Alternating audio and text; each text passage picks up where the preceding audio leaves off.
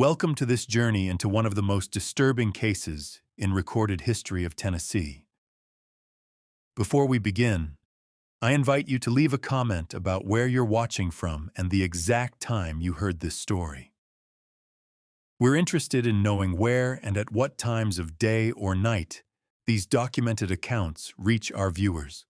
The hollow silence of the Cumberland Plateau has a way of preserving secrets.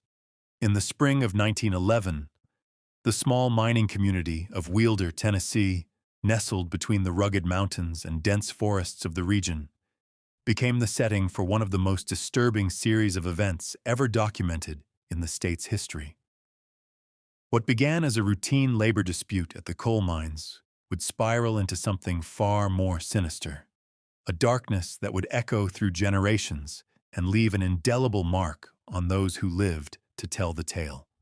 Before we delve into the heart of this disturbing narrative, it's important to understand the context of the time.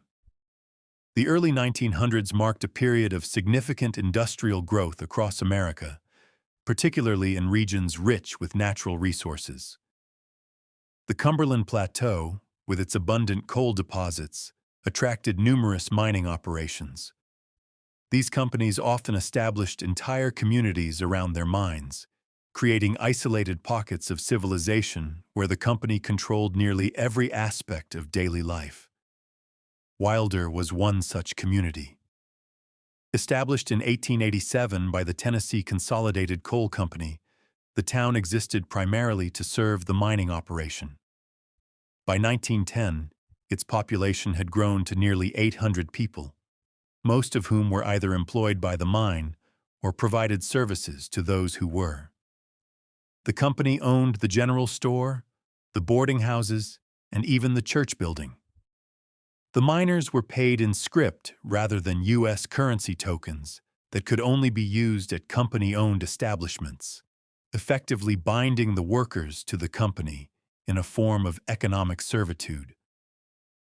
Frederick Wilcox, the owner of the Tennessee Consolidated Coal Company, was known throughout the region as a shrewd businessman with political connections extending to the state capital in Nashville.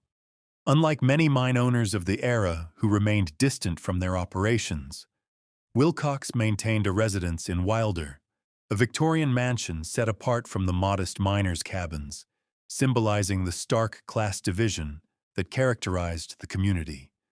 It was into this environment that Thomas Simmons arrived in 1901. Initially hired as an accountant for the mining operation. What few knew at the time was Simmons's background in medicine.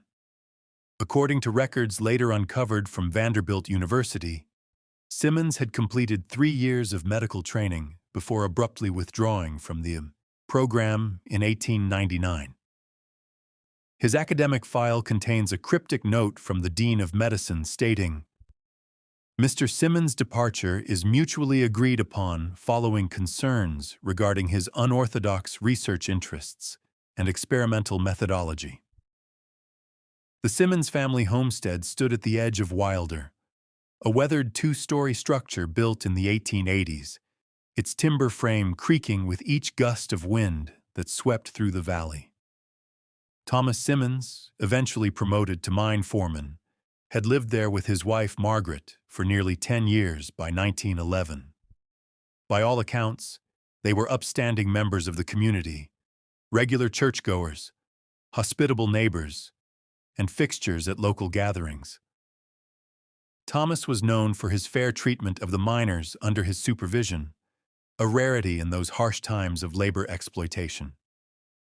Ezekiel Johnson, who worked as a miner in Wilder from 1903 until 1916, recalled in a 1957 oral history, "Simmons wasn't like the other bosses. He treated us with respect, asked after our families. He had this way of listening that made you feel he was genuinely interested. But there was something about his eyes that wasn't quite right, like he was studying you the way a scientist might examine a specimen. It didn't feel malicious exactly, just different." Margaret Simmons, by contrast, was remembered as warm and gregarious, though several accounts mention her becoming increasingly withdrawn in the months leading up to the couple's disappearance. She had arrived in Wilder as a new bride in 1901, the daughter of a Nashville physician with connections to Vanderbilt University. According to church records, she taught Sunday school and organized a women's literary society that met weekly in the Simmons home. Yet, according to county records obtained decades later, there were discrepancies in the official narrative that surrounded the family. Employment logs from the Tennessee Consolidated Coal Company showed that Thomas had been briefly dismissed in 1909, only to be rehired 6 months later with a promotion. No reason was documented for either the dismissal or the subsequent favorable treatment. When interviewed in 1962, former company secretary Eliza Watkins noted, "There were whispers about Simmons having leverage over Mr. Wilcox, the mine owner. Something about knowledge that wasn't meant to be shared." During his 6-month absence from the company, Simmons's whereabouts remained a mystery to the townsfolk. However, travel records from the Louisville and Nashville Railroad uncovered during a 1970 historical survey showed that during this period, he purchased tickets to Chicago, New York, and Boston, all cities with prominent medical research institutions. What business Simmons conducted in these locations remains unknown, but upon his return to Wilder, witnesses reported multiple deliveries of large, heavy crates to the Simmons residence. The winter of 1910 to 1911 had been particularly harsh in Tennessee. Heavy snowfall had isolated many communities, and Wilder was no exception. Food supplies dwindled and tensions rose among the miners as wages were cut while working hours increased. The company's store raised prices, driving many families into deeper debt. According to local newspaper archives, it was during this period that the first disappearances were noted, not reported as such, but rather mentioned in passing. James Farley has not been seen at his post for 3 days. Read a small notice in the Wilder Weekly Chronicle from January 23, 1911. Similar notices followed for 2 other miners in February.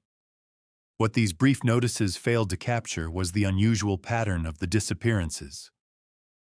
According to a private journal kept by Dr. Morris Lieberman, the company physician, all 3 missing men had recently visited him with identical complaints, severe headaches, insomnia, and what they described as sounds that shouldn't be there.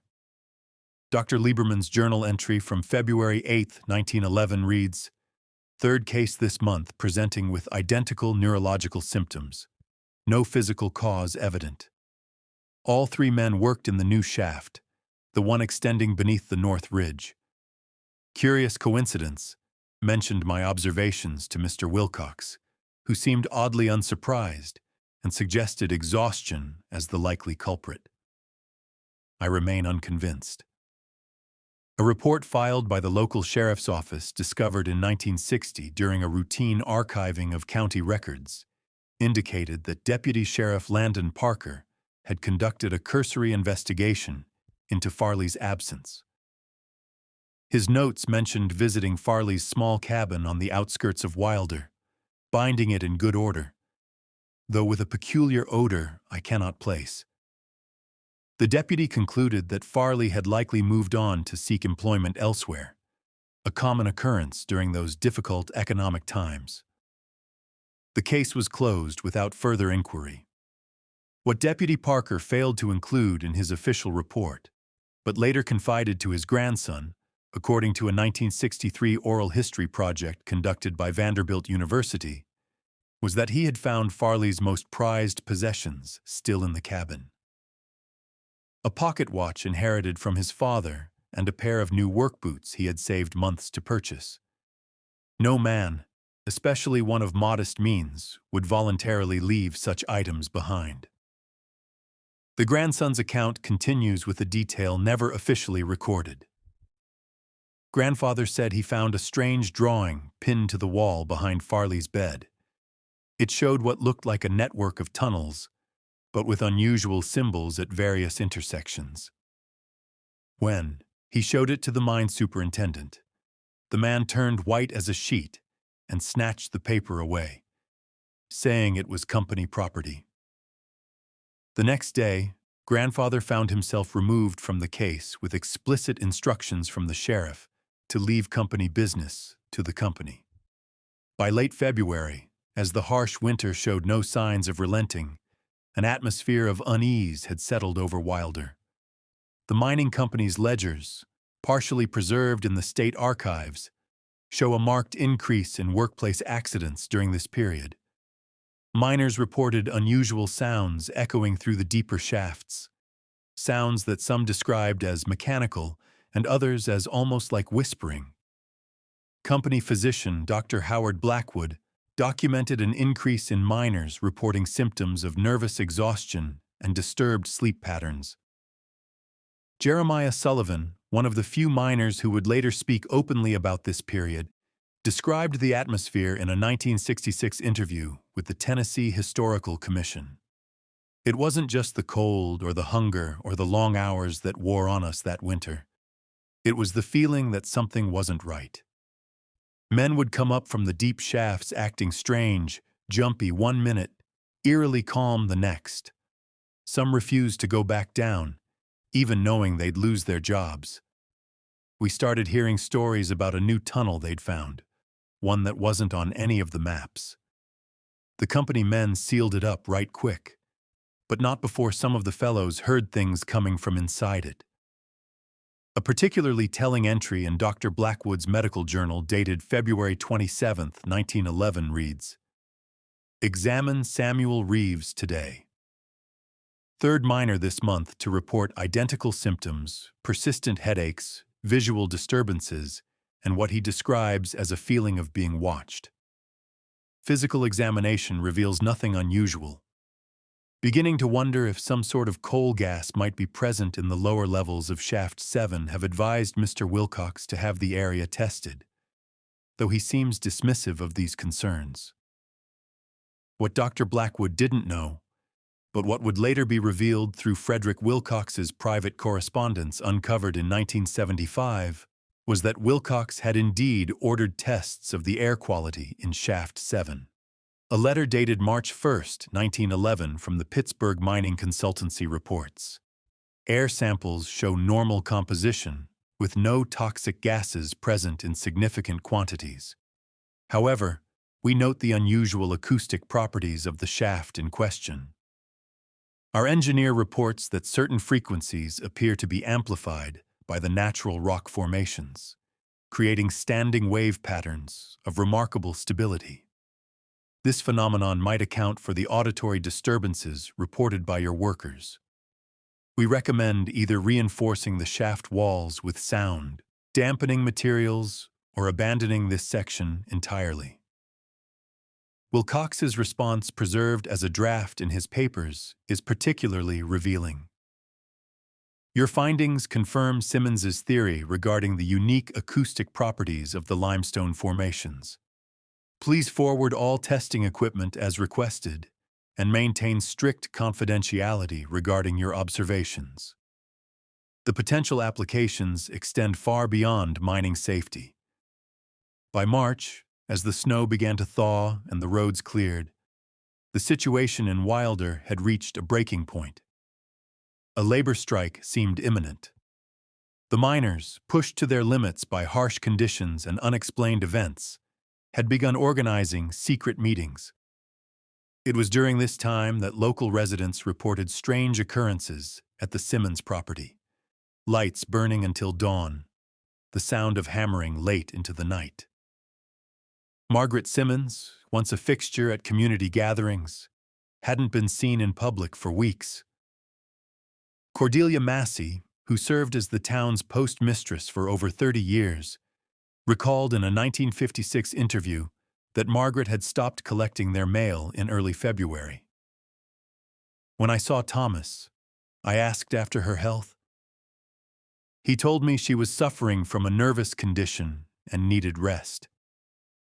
There was something in his manner that troubled me, a coldness in his eyes that I'd never noticed before. I remember thinking it odd that a man so concerned with his wife's health would look almost pleased when speaking of her illness. Another neighbor, Edith Carpenter, reported seeing Thomas carrying what appeared to be heavy medical equipment into the house late at night. It was near midnight, and I was up with my calicky baby, she recalled in a statement given to Eleanor Hayes in 1958. I saw Mr. Simmons struggling with a large brass contraption. It looked something like a photograph horn, but much larger, with all manner of tubes and gauges attached to it. When he saw me watching from my window, he hurriedly covered it with a blanket. The next morning, he brought over a jar of honey and made a peculiar point of mentioning how soundly he and Mrs. Simmons had slept. On the morning of March 17, 1911, Thomas Simmons arrived at the mine office reportedly looking haggarded and unwashed. According to statements given by Clerk Howard Jenkins to the Cumberland County Historical Society in 1958, Simmons demanded a private meeting with owner Frederick Wilcox. The two men were locked in Wilcox's office for over 2 hours. When they emerged, witnesses described both men as pale and visibly shaken. That same afternoon, Wilcox announced unexpectedly generous concessions to the miners' demands: a 20% wage increase, reduced hours, and lower prices at the company's store. The sudden reversal of the company's labor policies caught everyone by surprise. The miners, while relieved to have their demands met without a strike, were nevertheless suspicious of the timing. Adding to the mystery was Wilcox's unprecedented decision to close the mine entirely for 3 days, citing necessary infrastructure repairs. During this closure, several witnesses reported seeing company wagons transporting large tarpaulin-covered objects from the main shaft to an unknown destination in the dead of night. Jenkins, who had worked for the mining company for over 15 years at that point, would later confide to his daughter that he had overheard fragments of the heated conversation between Simmons and Wilcox. It wasn't about the miners or their conditions, he reportedly said. Simmons kept saying, "It's evolving beyond our control, and the parameters have been exceeded." Wilcox responded at one point, "For God's sake, man, shut it down then." To which Simmons replied, "It's far too late for that." What truly transpired during that private meeting remains one of the central mysteries of the case. However, a fragment of what might have been discussed was discovered in 2010 when renovation workers at the old company headquarters found a dictation cylinder that had fallen behind a cabinet. When played on restored equipment, it contained approximately 2 minutes of a conversation between two men identified by audio experts as likely being Simmons and Wilcox. The recording, partially degraded, includes the following exchange. "Simmons' frequency has stabilized at 18.9 Hz. The effect is consistent across all test subjects, Wilcox. And you're certain this is what's causing the phenomena in Shaft 7. Simmons, not causing Frederick, revealing the frequency acts as a sort of perceptual gateway. It allows the human mind to perceive what is already there, but normally filtered out by our sensory limitations." Wilcox. Those miners weren't just hallucinating then. Simmons, quite the opposite. They were experiencing a heightened state of perception. The question is not what they were seeing, but what is always there, watching us, just beyond the threshold of normal awareness. The recording ends abruptly at this point. Attempts to authenticate it have yielded inconclusive results, though the Tennessee State Archives maintains it in their collection of Wilder Mining Company artifacts. 3 days later, Thomas Simmons didn't report to work. When a colleague was sent to check on him, he found the Simmons homestead empty. No signs of struggle, no notes left behind. The stove was cold. 2 plates with half-eaten breakfast sat on the kitchen table, now covered in a thin layer of dust. In the main bedroom, the bed was made. clothes were neatly hung in the wardrobe, and Margaret's hairbrush still had strands of her dark hair entwined in its bristles. The colleague, William Hargrove, later described finding one additional detail that never made it into the official report. A small leather notebook open on Thomas's desk with a single line written in what appeared to be Margaret's handwriting. "They're coming through now. God help us." The disappearance caused little initial concern. Many assumed the couple had simply relocated, perhaps to Nashville or Knoxville, where opportunities were more plentiful. Yet no one recalled seeing them leave. No wagons or carriages were hired. Their personal belongings remained untouched. It was as if they had simply vanished into the thin mountain air. An entry in the Wildertown Registry, dated March 25, 1911, notes simply, "Simmons property vacant. T. Simmons employment terminated by mutual agreement."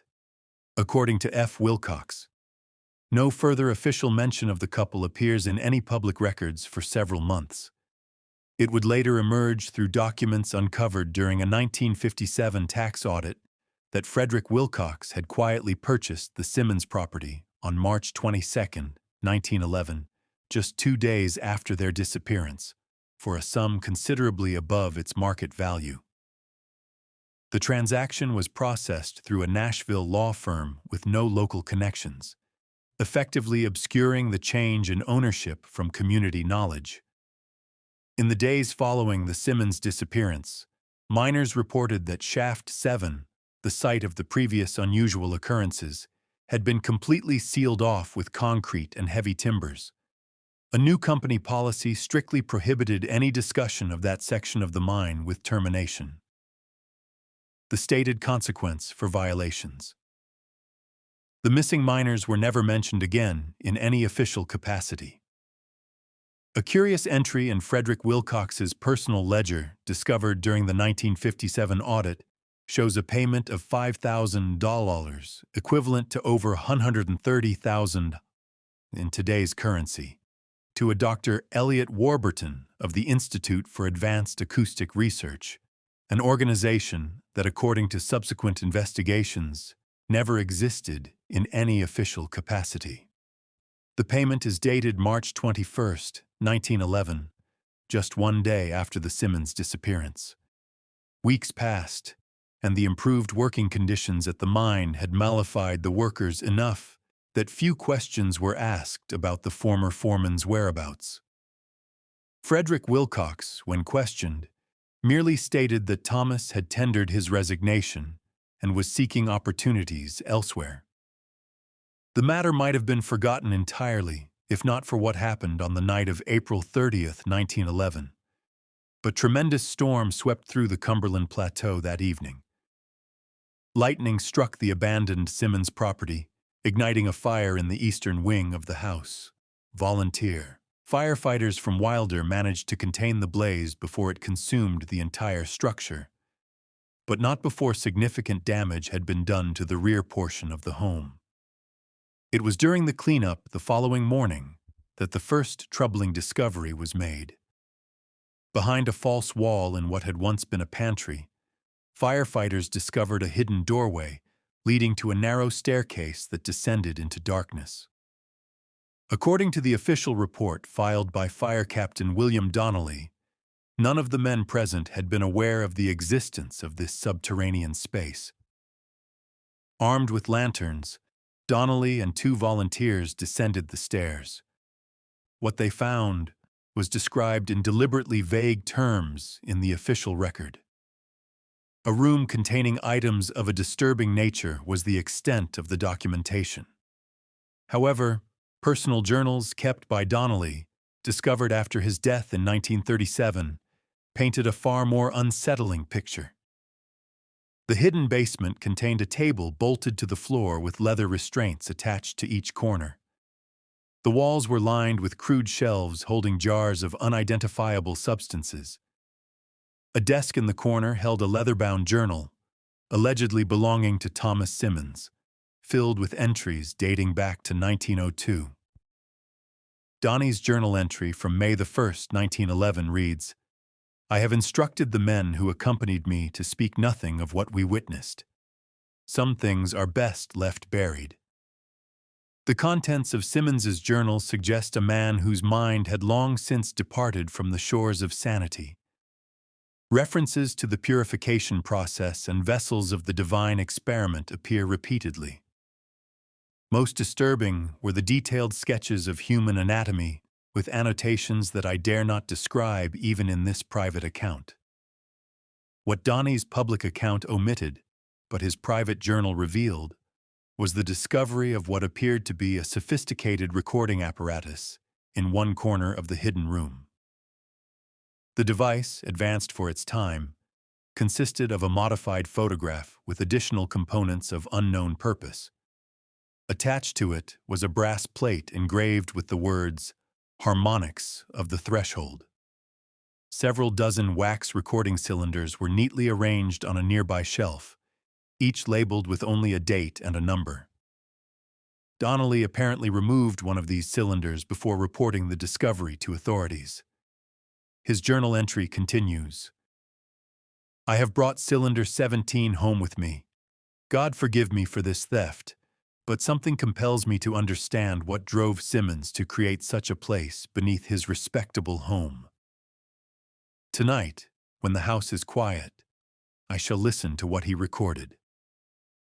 The next entry, dated May 2nd, 1911, consists of only a single line. "I will destroy the cylinder at first light." Some sounds were never meant for human ears. Donnie's wife, Martha, would later report to their son that on the night of May 1st, her husband locked himself in his study with the mysterious cylinder and what she presumed was a photograph borrowed from a neighbor. Shortly after midnight, she was awakened by a scream followed by the sound of breaking glass. When she rushed to the study, she found her husband sitting motionless at his desk, staring at the wall. The photograph lay in pieces on the floor. When she spoke to him, he didn't respond for several minutes, and then asked, "Did you hear them too?" He refused to explain what he meant and forbade her from ever mentioning the incident again. Donnelly would serve as fire captain for another 26 years, but according to family members, he was never quite the same after that night. He developed an intense fear of the dark, sleeping only during daylight hours when possible and keeping multiple lamps burning throughout the night. He refused to enter caves or mines and reportedly stuffed cotton in his ears during thunderstorms, claiming certain sounds in the thunder might carry messages. Within days, the fire-damaged Simmons property was demolished by order of Frederick Wilcox, who had apparently purchased the deed. Shortly after the couple's disappearance, the rubble was cleared, and the foundation was filled in with soil and gravel. A small park was established on the site, ostensibly as a gesture of goodwill toward the mining community. During the demolition, according to an account provided by laborer Joseph Winters in a 1953 interview, workers uncovered what appeared to be a network of pipes extending from the hidden basement room into the surrounding soil. They weren't normal water or gas pipes, Winters recalled. They were made of some kind of copper alloy, and they had these strange bulbous chambers at irregular intervals. Mr. Wilcox had us remove them all and load them onto a company wagon. Never said where they were taking them, but he was mighty particular that we find every last one. One of these pipes, reportedly broken off during extraction, was secretly kept by Winters as a curiosity. In 1964, his grandson donated it to the Tennessee State Museum, where metallurgical analysis revealed it to be made of an unusual copper-nickel alloy with acoustic properties unlike standard plumbing materials. Most notable was its interior design, which featured a spiral pattern etched into the metal at precise intervals. A design that acoustic engineers concluded would selectively amplify certain sound frequencies while dampening others. For nearly 2 decades, the events surrounding the Simmons disappearance faded from public memory. Wilder continued to operate as a coal mining town, though production gradually decreased as more accessible seams were exhausted. By the late 1920s, many of the original miners had moved on, taking with them the oral history of those strange days. In 1911, yet subtle changes in the community were noted by outsiders. A 1922 report by a traveling public health physician noted that Wilder residents showed an unusually high incidence of melancholic disposition and nervousness. Local church attendance declined sharply. The school reported increasing difficulty maintaining student focus. By 1925, the once thriving community had diminished to less than half its former population, despite the continued operation of the mines. Frederick Wilcox sold his controlling interest in the Tennessee Consolidated Coal Company in 1921 and relocated to Boston, where he established the Wilcox Foundation for Acoustic Research. The foundation's official mission was advancing the understanding of sound and its applications in architectural and medical contexts.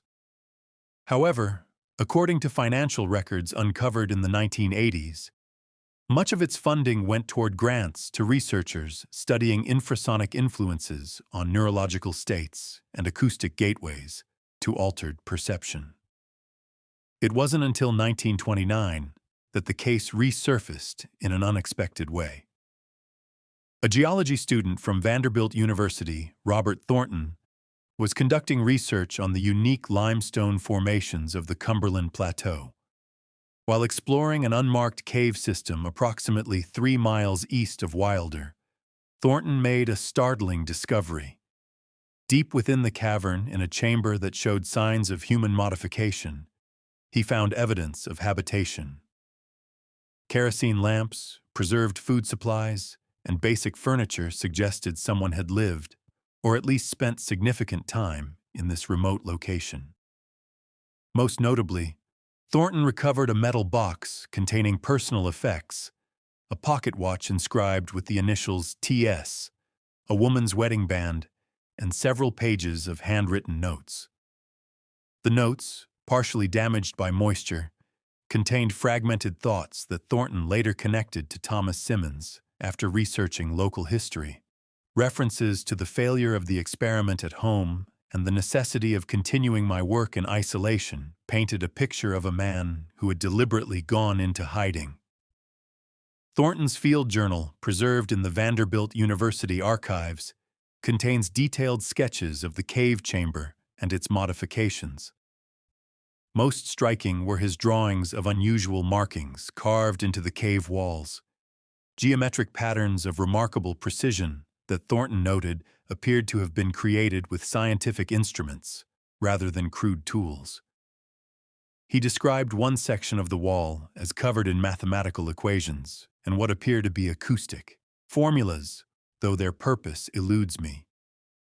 In a particularly haunting passage, Thornton wrote, "The patterns seem designed to create specific resonance patterns when sound waves interact with them. Most curious is that when I whistle a sustained note near certain configurations, the returning echo seems to contain harmonics not present in the original sound, as if the patterns themselves are adding frequencies to the acoustic environment." In the deepest part of the modified chamber, Thornton discovered what he described as a listening post of some kind. His notes describe a chair positioned in front of a natural chimney in the rock, modified with the same copper alloy pipes found at the Simmons house.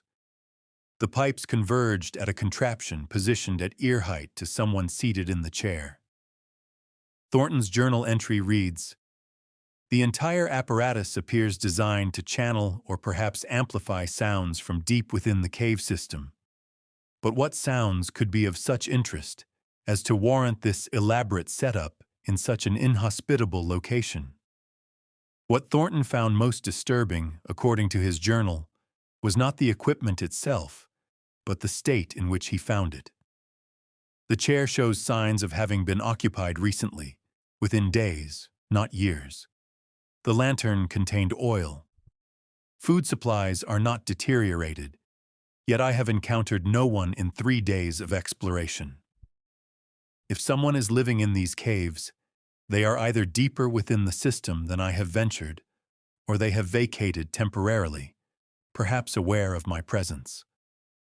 Thornton reported his findings to local authorities, but by 1929 few people remained in the area who remembered the Simmons case. His discovery was relegated to a brief mention in the Nashville Tennessean and filed away in the county records office. Thornton himself continued his academic career, eventually becoming a professor of geology at the University of Tennessee. In a 1952 interview for an academic journal, he reflected on the experience. "I have explored caves across 5 continents, but nothing has ever affected me as profoundly as what I found in that Tennessee cavern. There was something in the atmosphere, a sense of wrongness that I've never been able to adequately describe. Science doesn't have a vocabulary for that kind of feeling." What Thornton did not include in his official reports, but confided to a colleague, according to correspondence preserved in the university archives, was that he had spent one night in the modified chamber out of scientific curiosity. His letter, dated August 12, 1929, states, "I regret to inform you that I will be taking a leave of absence from our planned expedition to the Blue Ridge Formations. My experience in the Cumberland site has left me with a persistent, auditory disturbance that makes field work impossible at present." The university physician diagnoses it as tinnitus, but no medical explanation accounts for the distinct patterns I perceive in the noise, almost like a code or language just beyond the threshold of comprehension. In a follow-up letter dated September 3, 1929, Thornton wrote, "The sounds continue unabated. I find myself unconsciously pressing my ear to walls, particularly in quiet rooms, as if expecting to hear something responding from the other side. Most troubling is that I've begun to understand fragments of what I'm hearing, not in any conventional linguistic sense, but as concepts that form directly in my mind. They are asking questions about us, about our world. They want to know if we're ready." Thornton would go on to make significant contributions to the field of geology, but colleagues noted that he never returned to cave exploration and refused to discuss his Tennessee findings in his later years. His personal papers, donated to Vanderbilt after his death in 1967, included a sealed envelope labeled Wilder Cave Personal.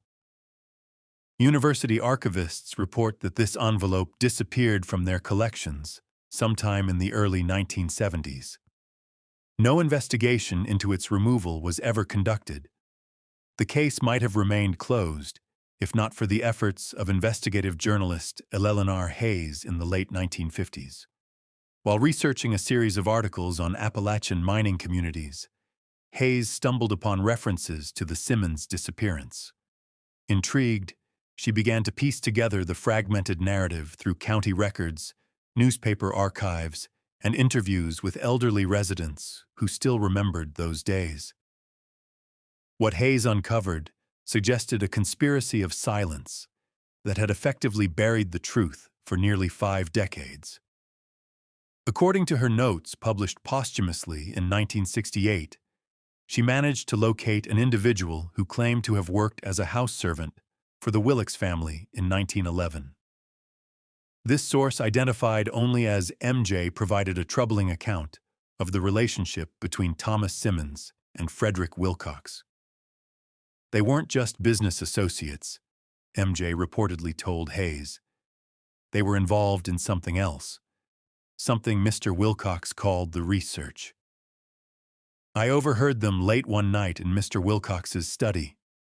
They spoke of advancing human understanding and breaking the limitations of consciousness. Mr. Simmons seemed to be the one with the knowledge, but Mr. Wilcox provided the resources and protection." MJ also described strange deliveries to the Wilcox estate in the months preceding the Simmons disappearance. Large wooden crates would arrive by private wagon, always after dark.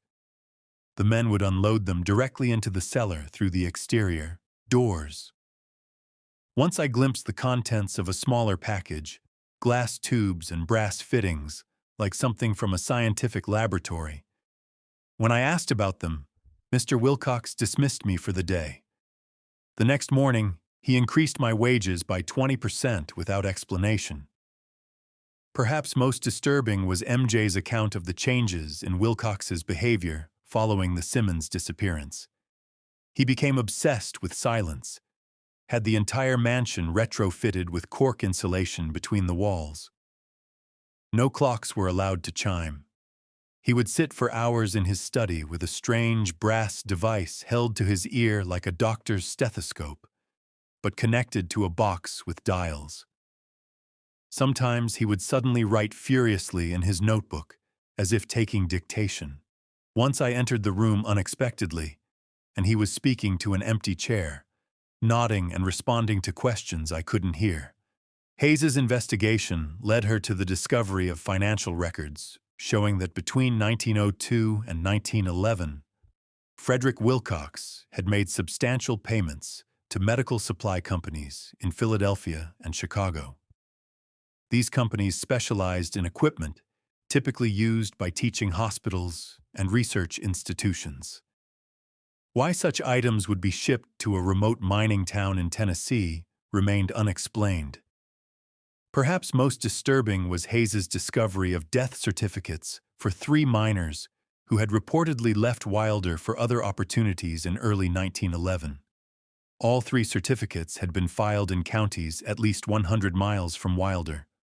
All listed natural causes despite the men being under 40 years of age, and all had been signed by different physicians who upon later investigation could not be verified as ever having practiced medicine in those counties. In the summer of 1959, Hayes made a significant breakthrough. Through persistent research, she located the whereabouts of Margaret Simmons's younger sister, Constance Wheeler, who was living in a boarding house in Knoxville. Though elderly and in poor health, Wheeler agreed to an interview. What she revealed cast the entire case in a new and disturbing light. According to Wheeler, her sister's marriage to Thomas Simmons had been a happy one initially. Thomas had been a medical student at Vanderbilt University, but had abandoned his studies after becoming fascinated with what he called the frontiers of human consciousness. Unable to pursue his interests within the confines of traditional medicine, he had taken the position at the Wilder Mind, where he met Frederick Wilcox, a man who shared his unorthodox interests. Thomas believed that the human mind functioned like a receiver, Wheeler explained to Hayes. He thought our normal perception filtered out vast portions of reality to make existence comprehensible. His research focused on finding ways to temporarily disable those filters, to allow the mind to perceive what he called the fuller spectrum of existence. He was particularly interested in sound as a gateway. He believed certain acoustic frequencies could attune the mind to aspects of reality that normally remain imperceptible. Wheeler claimed that in the years leading up to 1911, Margaret had become increasingly concerned about her husband's activities. In letters to her sister, she described strange sounds coming from the basement at night, and Thomas's growing obsession with testing the thresholds of perception. Most troublingly, she mentioned visitors who arrived under cover of darkness, men with academic credentials, who engaged in lengthy discussions with Thomas behind closed doors. Wheeler shared with Hayes fragments of letters she had received from Margaret between 1908 and 1911. In one dated October 1908, Margaret wrote, "Thomas speaks constantly of his breakthrough, though he shares little of the specifics with me. He says it's for my protection. What troubles me most is the change in him. He barely sleeps, and when he does, he wakes shouting about the space between sounds. Last night, I found him in the kitchen at 3 o'clock in the morning, pressing his ear against the wall and writing furiously in his notebook. A letter from July 1909 reads, "The men from the university visited again. They spoke with Thomas for hours in his study. When they left, one of them looked so pale, I thought he might faint on our porch. Thomas was elated afterward. He said they had finally begun to understand the implications of his work. He mentioned something about acoustic gateways and the mathematics of liminality. I pretend to understand to keep him talking, but his ideas have moved beyond my comprehension." In a particularly troubling letter from December 1910, Margaret wrote, "Thomas has convinced me to participate in what he calls controlled exposure. He has prepared a room in the basement where he claims the conditions are ideal for perception of the phenomenon he's been studying. I have agreed primarily to ease his growing paranoia that I don't believe in his work. The process involves sitting in complete darkness while wearing a device he has constructed that covers the ears and eyes. I am to report anything I perceive that seems unusual. Thus far, I've experienced nothing beyond the expected sensations of sensory deprivation, mild disorientation, increased awareness of my own heartbeat, and occasionally phantom sounds that I recognize as creations of my own mind seeking stimulation." Thomas seems disappointed, but assures me that with repeated sessions, my perception will attune to what he calls the frequency. The last letter Wheeler received from her sister was dated March 15, 1911, just days before the couple's disappearance. It contained a single disturbing sentence. "If anything should happen to me, know that it began the night Thomas discovered the effects of isolation on the human mind." Wheeler also revealed to Hayes that she had attempted to visit Wilder after receiving no further correspondence from her sister. I arrived in late April only to find their house damaged by fire and being demolished. When I asked in town, people avoided my questions. Mr. Wilcox agreed to meet with me briefly. He ended our meeting abruptly, but not before offering me a considerable sum to help with my travels home. I refused the money, and that evening, the sheriff personally escorted me to the train station, claiming there had been incidents of harassment toward outsiders. What Wheeler had not shared with Hayes, but later confided to her nephew, according to a family account recorded in 1972, was that during her brief stay in Wilder, she had experienced a series of disturbing auditory phenomena. He claimed Thomas and Margaret had moved to Colorado for Margaret's health, but could provide no forwarding address.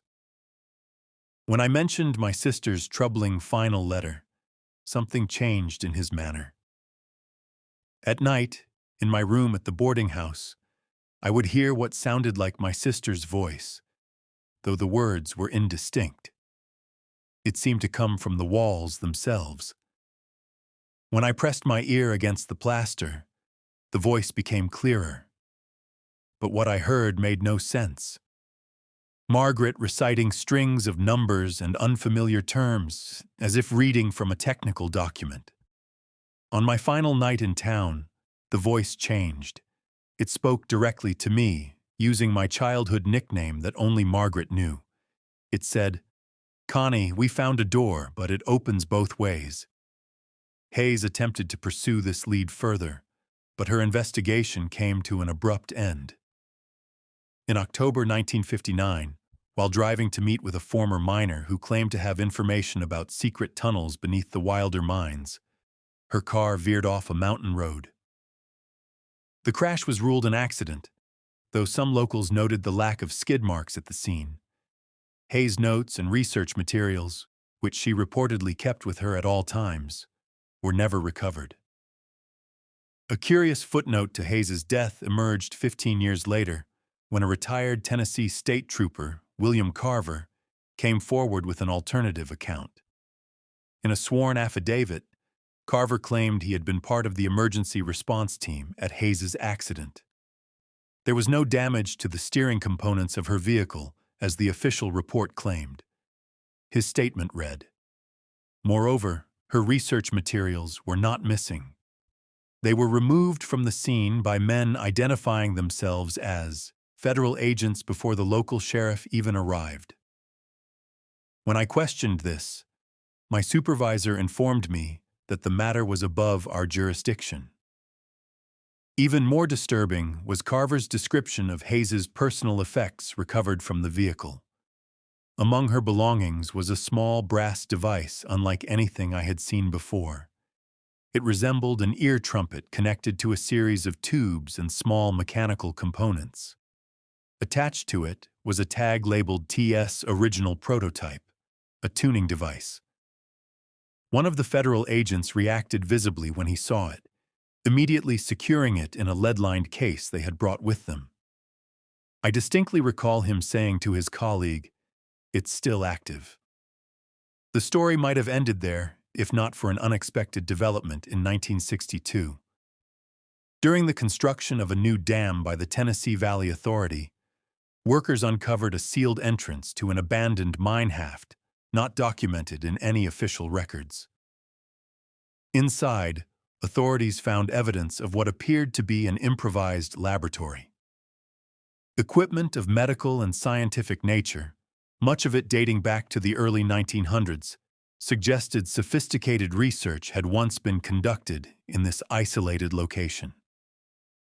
TVA engineer Raymond Huff, who led the initial inspection of the site, provided a detailed inventory that was subsequently classified by federal authorities. However, before the classification order took effect, portions of his report were seen by local newspaper reporter Samuel Godfrey. According to Godfrey's unpublished notes, later acquired by the Tennessee State Archives, the hidden laboratory contained specialized acoustic equipment, including early microphones and recording devices modified in unusual ways. Puff's report allegedly described one room in the hidden facility as being completely lined with a material resembling cork, but with different acoustic properties. Within this room was a chair bolted to the floor, facing a large brass horn protruding from the wall. Attached to the chair were crude monitoring devices apparently designed to record pulse, respiration, and possibly other physiological responses. One worker involved in the excavation, who requested anonymity when interviewed in 1980 for a documentary on Appalachian mining history, described finding what appeared to be a journal detailing experiments conducted in the facility. It listed test subjects by number, not name. Each entry documented how long the subject was exposed to something called the frequency and their reported experiences. The entries started out clinical, like a proper scientific study, but became increasingly strange. Later pages contained drawings that made no anatomical sense, like human forms, but with proportions all wrong and extra features that don't exist in nature. The final pages were filled with the same phrase written over and over: "They're coming through." Most disturbing was the discovery of a leather-bound journal bearing the name Thomas Simmons on the inside cover. Only fragments of this journal have ever been made public, as Tennessee state authorities quickly classified most of the material.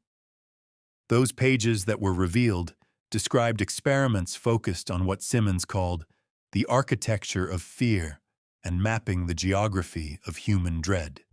He wrote of volunteers from among the miners who participated in experiments involving extended periods of sensory deprivation, exposure to carefully calibrated environmental conditions, and the administration of compounds derived from local flora.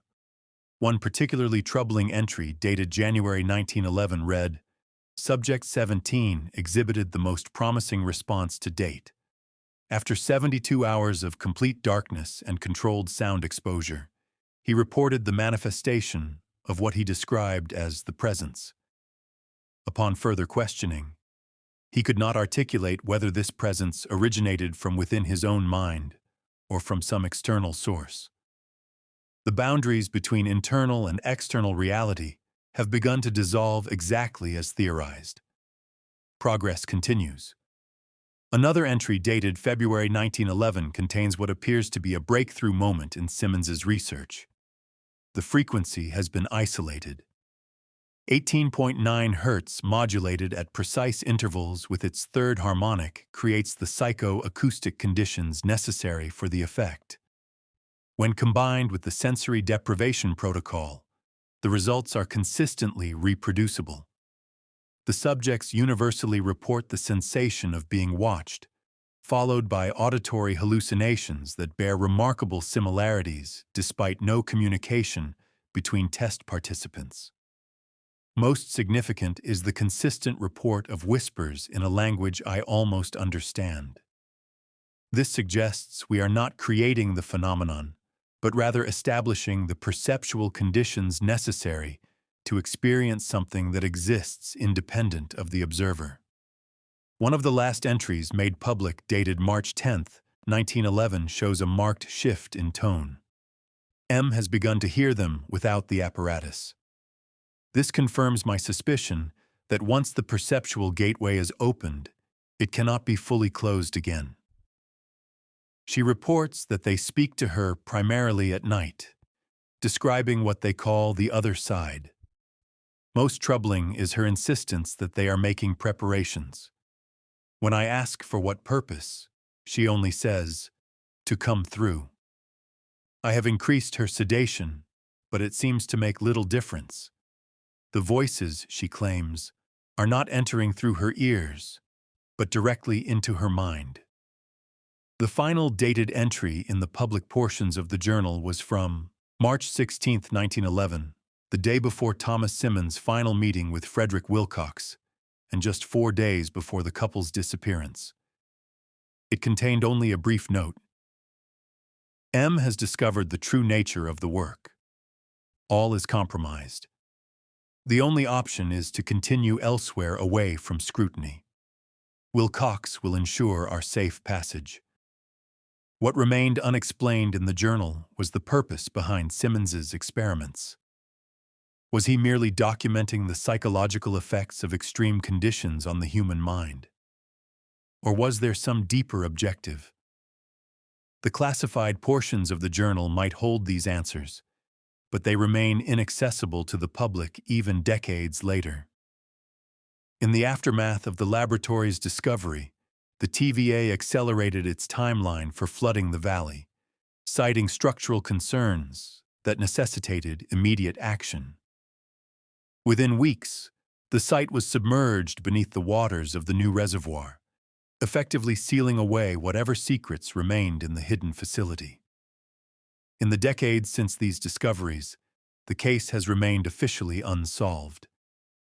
What exactly happened to Thomas and Margaret Simmons remains unknown. Were they victims? Perpetrators? Did they flee? Or did they meet a more sinister fate? The demolition of their home, the disappearance of key evidence, and the deaths of those who investigated the case have ensured that the complete truth may never be known. However, local folklore in the Cumberland Plateau region has preserved aspects of the story in distorted form. Residents speak of the Wilder experiments and warn against exploring certain cave systems in the area. Some claim that on particularly still nights in the vicinity where the Simmons home once stood, a persistent tapping sound can be heard as if someone is sending a message from deep underground. A recurring element in these local stories is the concept of threshold listeners. Individuals who, after spending time in certain caves in the region, develop an unusual sensitivity to sounds others cannot perceive. According to these tales, such people eventually begin to hear the voices from the other side, though what lies on this other side is never clearly articulated. Many of these listeners reportedly become reclusive, spending hours in silence with their ears pressed to walls or the ground as if waiting for some specific sound or message. Local resident Harlan McKinney, interviewed in 1983 for a regional folklore collection, described his grandfather's experience. Grandpa worked in the Wilder mine back in 1911, though he rarely spoke of it. In his final years, he developed peculiar habits. He built a small wooden structure in the backyard, just a box, really, barely large enough for a man to sit in. He would spend hours inside it in complete darkness. When I asked him why, he said it was the only place quiet enough to hear them clearly. Who them was, he wouldn't say. The night before he died, I found him sitting in that box, smiling like I'd never seen before. "They're coming for me tomorrow," he said. "They promised to show me the other side." He passed in his sleep that night. The doctor called it natural causes, but there was nothing natural about the expression frozen on his face, a mixture of terror and ecstasy that still haunts me. Perhaps the most unsettling postscript to the case came in 1968 during the final cataloging of materials recovered from the hidden laboratory. Among the items was a sealed metal container, heavily corroded but intact. When opened by TVA officials, it was found to contain dozens of audio recording cylinders, an early form of sound recording popular in the early 1900s. When played on appropriate equipment, the cylinders revealed a series of sessions conducted by Thomas Simmons. The quality was poor, but the content was clear enough. Individuals describing in monotonous detail their experiences during what Simmons called controlled isolation. One recording labeled simply MF Final Session contained a woman's voice, presumably Margaret's. The transcript released through a Freedom of Information Act request in 1979 is as follows. "I've been in the dark now for I've lost track of time. Thomas says that's part of the process, the dismantling of temporal awareness. I agreed to this because I wanted to understand his work to share in what consumes him so. But now I understand too much. There is something here in the darkness with me. Not physical, not entirely. It exists in the space created when the mind can no longer distinguish between what is real and what is imagined. Thomas calls it a breakthrough. Says we're mapping uncharted territory of human consciousness. But I call it something else. Some doors once opened cannot be closed again, and I fear what might come through." The recording ends abruptly, followed by several minutes of silence and then what sound analysts described as movement and muffled conversation between at least two individuals. What makes this recording particularly disturbing is its date stamp, March 19, 1911, one day before the Simmons reported disappearance. If authentic, it suggests that Margaret was not a willing participant in her husband's relocation, but rather a subject in his final experiment. In 1972, Dr. Elizabeth Chen, a psychoacoustics researcher at MIT, was granted limited access to some of the Simmons recordings for scientific analysis. Or findings published in an obscure academic journal before apparently being withdrawn from circulation described anomalies in the audio that defied conventional explanation. Beneath the audible content of the recordings, she wrote, exists a consistent subharmonic pattern that appears to have been deliberately engineered. This pattern operates primarily in the infrasound range below 20 Hz and exhibits properties that suggest it was designed to induce specific neurological responses in listeners. Most troubling is that this pattern appears to self-replicate across different recording media, a phenomenon that violates known principles of audio physics. Chen's report continues with an observation that led to the premature termination of her research. When subjected to spectrographic analysis, these subharmonic patterns reveal organizational complexity, suggestive of language, not random noise or simple tonal patterns, but structured information. Further, each subsequent generation of copying introduces subtle variations that appear to increase this complexity, as if the signal is evolving or being refined through iteration. Perhaps most disturbing was the testimony of Arnold Pearson, a former TVA worker who was present during the laboratory excavation.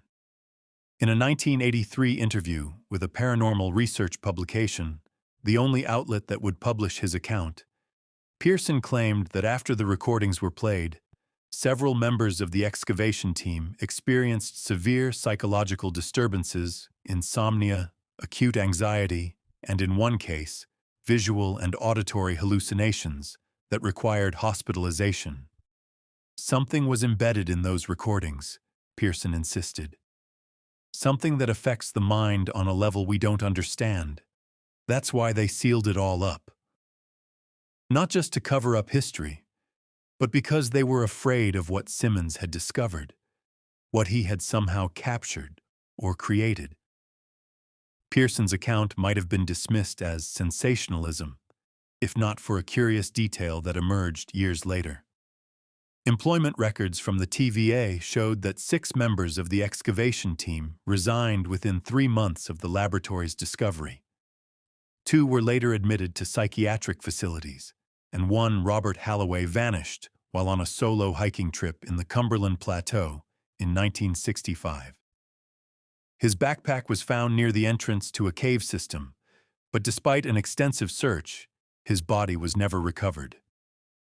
A journal found in Halloway's backpack, released to his family, but never made public until 1990, contained troubling entries in the days leading up to his disappearance. "The voices are getting clearer," he wrote 3 days before he vanished. "Not just at night now, but during the day as well. They've started showing me images of where they are. A place that looks almost like our world, but wrong somehow. The angles don't make sense, and the light comes from no discernible source. They keep saying they found the way through and need my help to widen the passage. I'm going to the coordinates they've given me. I know how this sounds, but I'm not crazy. They've proven their existence by telling me things they couldn't possibly know. Details about the lab we found, about Simmons and his work, about the recordings, things that were never in any report. The site of the laboratory discovery was flooded during the completion of the dam project in 1964. Whatever evidence remained now lies beneath the waters of the resulting reservoir. Occasionally, when drought conditions lower the water level significantly, portions of the old mining complex become visible, a literal resurfacing of a history that many would prefer to remain submerged. In 1965, historian Martin Calloway attempted to publish a comprehensive account of the Wilder case, compiling all available evidence and interviews with surviving witnesses. 3 publishing houses rejected the manuscript, citing concerns about factual verification. A small academic press finally agreed to publish a limited edition. But just weeks before the scheduled print date, a fire destroyed their facilities, including Calloway's only complete manuscript. Calloway himself suffered a severe nervous breakdown shortly thereafter and never resumed his research.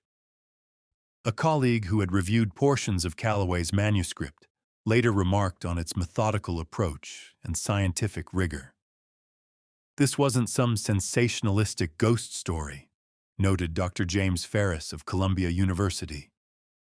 Martin had constructed a compelling case that Thomas Simmons had discovered something fundamental about human perception, specifically how certain acoustic conditions might allow people to perceive aspects of reality normally filtered out by our sensory systems. The troubling implication was that these perceptions weren't hallucinations, but glimpses of something actually present, yet normally imperceptible. Perhaps most disturbing was Ferris's recollection of Calloway's theory regarding what happened to the Simmons. Martin believed they had succeeded in creating what he called a persistent perceptual bridge, essentially a permanent connection to whatever lay beyond normal human perception. He suggested that they hadn't simply relocated, but had somehow transitioned into this other state of perception so completely that they effectively existed in 2 worlds simultaneously. The evidence he presented was circumstantial but compelling. Reports of people encountering the couple briefly in various locations over the decades, always near sites with specific geological features similar to those found in Wilder, and always describing them as unnaturally aged or somehow transparent.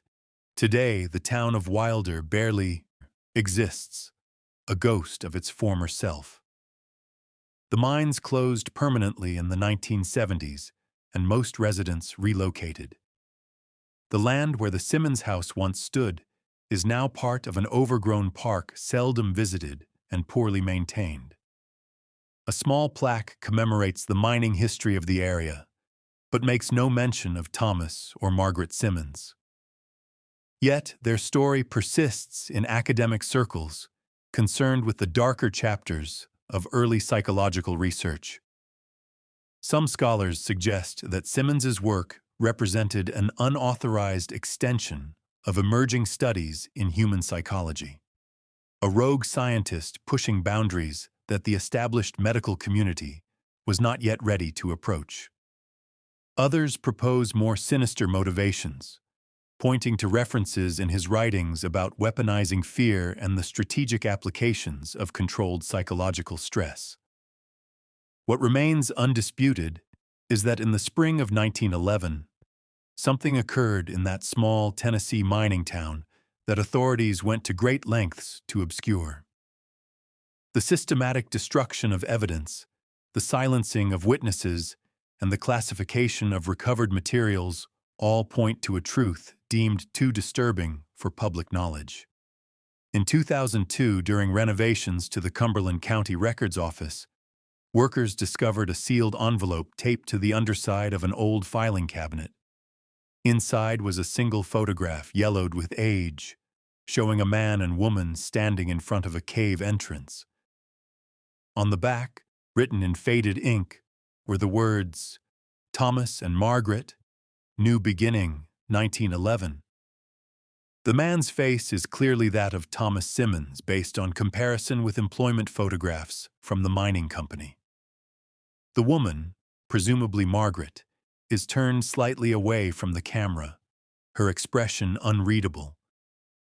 The specific location of the cave has never been identified. What makes this photograph particularly intriguing is its apparent date. Months after the couple's supposed disappearance, its authenticity has been verified by photographic experts, suggesting that contrary to speculation about their possible deaths, the Simmons did indeed relocate as part of a deliberate plan, but to what purpose and under whose direction remains unclear. Adding to the mystery was the 2006 discovery of a series of pneumatic message tubes during the renovation of the Wilcox Mining Company's former headquarters in Nashville. These tubes, which allowed for the rapid transmission of written messages between offices in the days before telephones were common, had been sealed behind a wall sometime in the early 1920s. Inside one tube was a crumpled message dated April 2, 1911, approximately 2 weeks after the Simmons disappearance. It read simply, "TS confirmed successful transition. Threshold stability maintained. Proceed with Phase 2 funding, FW." The final piece of this disturbing puzzle emerged in 2014 when a collection of Frederick Wilcox's personal papers was donated to the Tennessee State Archives by his last surviving descendant. Among routine business correspondence and family documents was a sealed letter addressed to future generations with instructions that it not be opened until 50 years after his death. Wilcox had died in 1938, making the letter eligible to be opened in 1988, but it had apparently been overlooked among his effects. When archivists finally opened the yellowed envelope, they found a single page of handwritten text. The content was brief but chilling. I write this as a confession and a warning. What we attempted in Wilder was born of scientific curiosity, but blinded by ambition. Thomas believed he had discovered the mechanism by which fear physically reshapes the mind, creating pathways that connect our world to something else. What began as research became something I cannot describe. Even now they are not dead, Thomas and Margaret. They went somewhere else. And sometimes in my dreams I hear them trying to come back. I have sealed the passage we found beneath the mines. I have burned the maps. May God forgive what cannot be undone. The letter was authenticated by handwriting experts as genuinely belonging to Wilcox, though many historians dispute its content as the ramblings of an elderly man possibly suffering from dementia in his final years. Yet one curious detail lends credence to Wilcox's account. His medical records, also included in the donated papers, indicate that from 1911 until his death in 1938, he suffered from a condition diagnosed as auditory neurosis. He repeatedly sought treatment for what he described as persistent sounds without external source. Multiple physicians prescribed various treatments from sedatives to experimental therapies, all without success.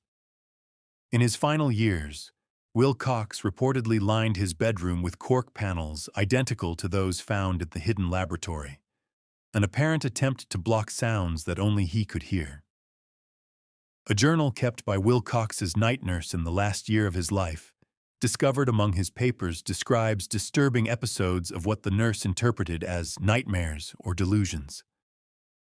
Mr. Wilcox woke screaming again tonight, reads an entry from January 1938. When I rushed to his room, I found him pressed against the wall, his ear to the cork paneling. "They're getting closer," he kept saying. Simmons was wrong. The passage works in both directions. When I asked who they were, he looked at me with such terror that I felt my blood run cold. "The listeners," he said. "They've been listening to us for so long. Now they want to do more than listen." In 2018, a research team from Vanderbilt University's Department of Psychological Sciences attempted to recreate some aspects of Simmons's work based on the fragmentary airy information available in declassified documents. Their focus was on the reported acoustic frequencies and their potential effects on human perception and psychology. The study was abruptly terminated after 3 months, with the lead researcher, Dr. Anita Chararma, citing methodological concerns as the reason. However, a graduate student who had worked on the project later claimed anonymously that the actual reason was far more troubling. "We began experiencing equipment malfunctions that defied explanation. Recording devices would capture sounds that weren't present during the sessions. Several participants reported identical nightmares involving figures watching from doorways that shouldn't exist. When we brought these concerns to the university's attention, the project was immediately shut down, and all our data was confiscated. We were required to sign non-disclosure agreements that I'm violating by even telling you this much."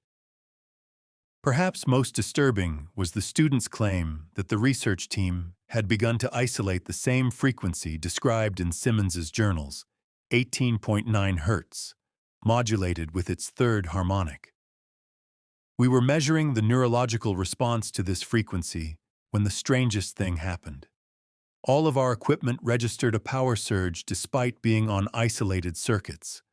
And for just a moment, every person in the lab reported hearing a voice that seemed to come from everywhere at once. It said only 2 words. Finally, connection." For those few who have studied the case in its entirety, the scattered evidence, the missing persons, the destroyed records, and the systematic effort to erase this history. A troubling question remains. What discovery in a small Tennessee mining town was so significant or so dangerous that even a century later the full truth remains obscured? Perhaps the answer lies somewhere in the flooded chambers beneath the reservoir, or in the sealed government archives that still classify portions of the recovered materials as too sensitive for public release. Or perhaps, as local legend suggests, the answer is still out there in the darkness of the Cumberland Caves, where even today spelunkers occasionally report strange sounds and inexplicable feelings of dread in certain unmapped passages. One such report filed with the Tennessee Cave Survey in 2019 describes an experience that bears unsettling similarities to accounts from 1911. The anonymous spelunker wrote, "Approximately 300 meters into the northern passage, we began to hear what sounded like faint tapping, rhythmic, almost like Morse code, but with a pattern none of us recognized. As we moved toward the sound, we all experienced an increasing sense of dread that I can only describe as primal. Our equipment began to malfunction, lights flickering, compass needles spinning. We made the decision to turn back, but before we did, we all distinctly heard what sounded like a woman's voice coming from deep within the cave. Though the words were indistinct, the most disturbing part was the unanimous feeling among our team that whatever made the sound was not simply producing noise, it was listening for our response." That same year, a digital audio recorder left in the cave system as part of a bat population study captured an anomalous sound sequence that audio specialists have been unable to explain. Beneath the expected ambient noise of the cave environment, a voice-like pattern is faintly audible. When enhanced and filtered, the words seem to be, "The door is almost wide enough now. We're coming through." Audio forensic experts have verified that the recording shows no signs of tampering or manipulation.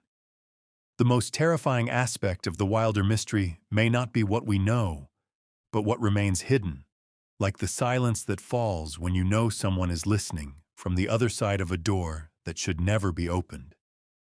And perhaps that door, first discovered by Thomas Simmons in the dark mines of Wilder, Tennessee, has been slowly opening wider ever since, allowing something ancient and patient to peer through at us, waiting for the right moment to step across the threshold. As our journey into this disturbing chapter of Tennessee history comes to a close, one cannot help but wonder if the disappearance of Thomas and Margaret Simmons was truly an ending or merely the beginning of something we have yet to fully comprehend. Something that continues to echo through the limestone passages of the Cumberland Plateau, sending ripples into our world like the concentric circles that spread when a stone is dropped into still water, or when something breaks the surface from below. The frequency is 18.9 Hertz. Perhaps it has always been there just below the threshold of our hearing. Perhaps it is there now as you listen to these words, gradually attenuating your perception to something that has been waiting patiently to be heard.